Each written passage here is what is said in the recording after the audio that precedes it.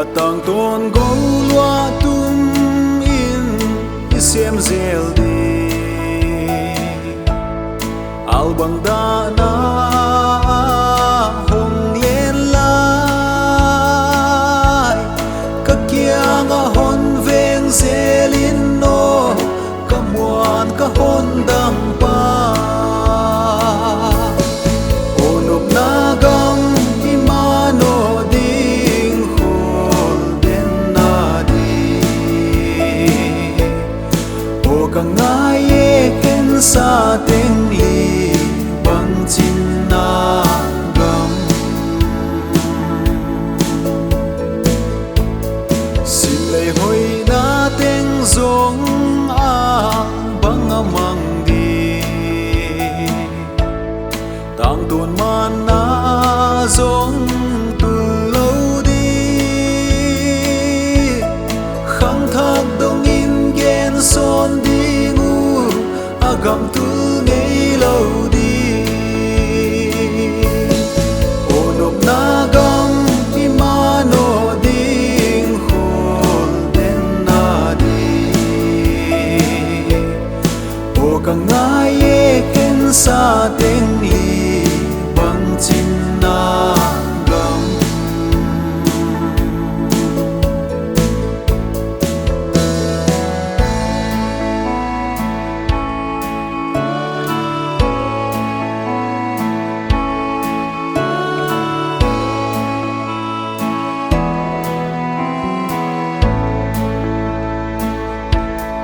mi ta mu lo gam nuam e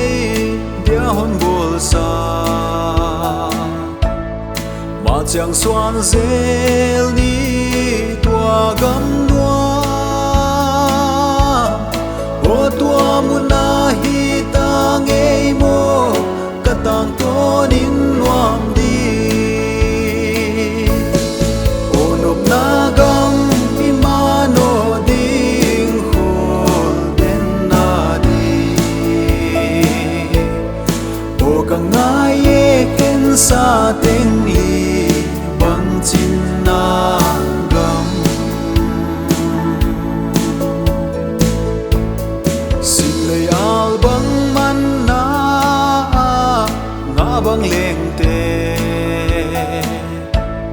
hiền lâu na gam hon